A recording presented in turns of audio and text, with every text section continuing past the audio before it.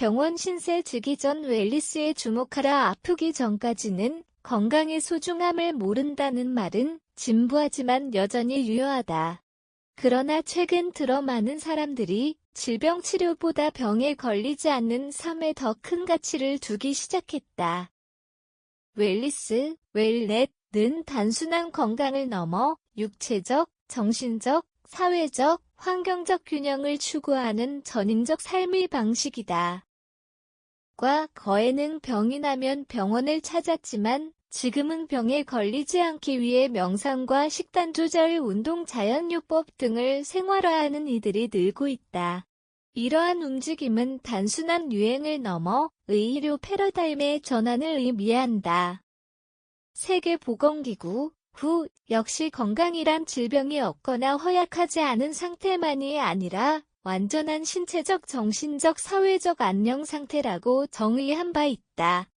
이제 우리는 병원에서 치료를 받기 전에 스스로를 회복하고 치유할 수 있는 웰리스의 가치를 재조명해야 할 시점이다. 사진 출처, 의사에게 상담받고 있는 모습. 챗GPT 생성, 의료 패러다임의 전환. 질병 치료에서 예방 중심으로 현대의학은 고도화된 기술과 약물로 많은 생명을 구해냈지만 정작 만성질환과 정신건강 문제에 있어서는 한계를 드러내고 있다.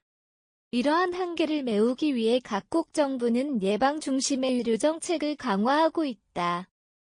미국 질병통제예방센터 CDC는 2023년부터 웰리스 기반의 커뮤니티 헬스 프로그램을 확대 시행 중이며 유럽연합, EU도 도시별 웰리스 인프라 구축을 위한 투자를 늘리고 있다.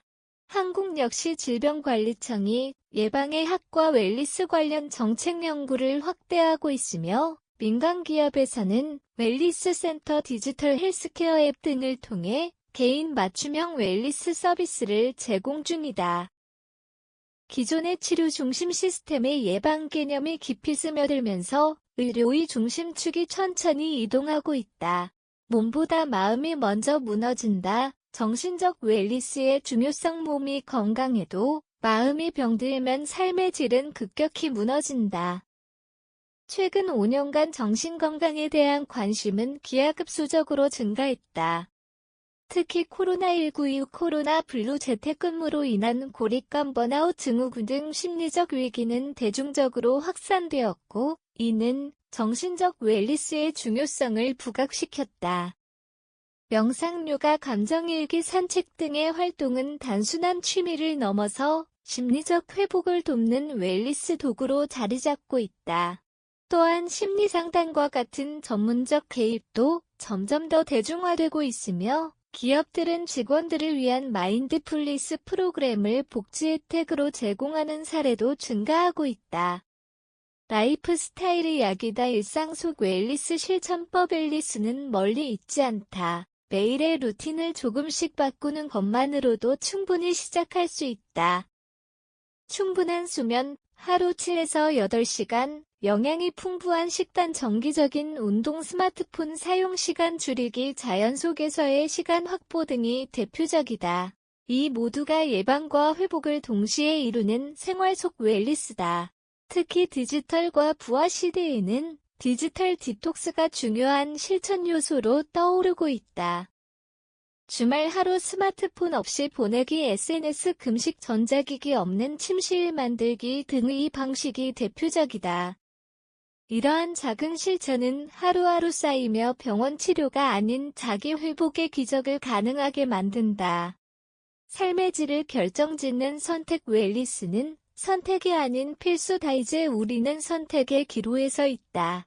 아플 때마다 병원을 찾을 것인가, 아니면 스스로를 돌보며 병에 걸리지 않는 삶을 살 것인가. 웰리스는 단지 몸의 회복을 위한 수단이 아니라 자기 돌봄, 셀프케어를 기반으로 한 삶의 철학이다. 치료 중심에서 예방 중심으로, 의존에서 자율로 전환된 이 흐름은 단순한 트렌드가 아니다. 더 이상 웰리스는 선택이 아니다. 그것은 미래를 위한 필수 전략이며 지금 당장 실천해야 할 자기 회복의 길이다.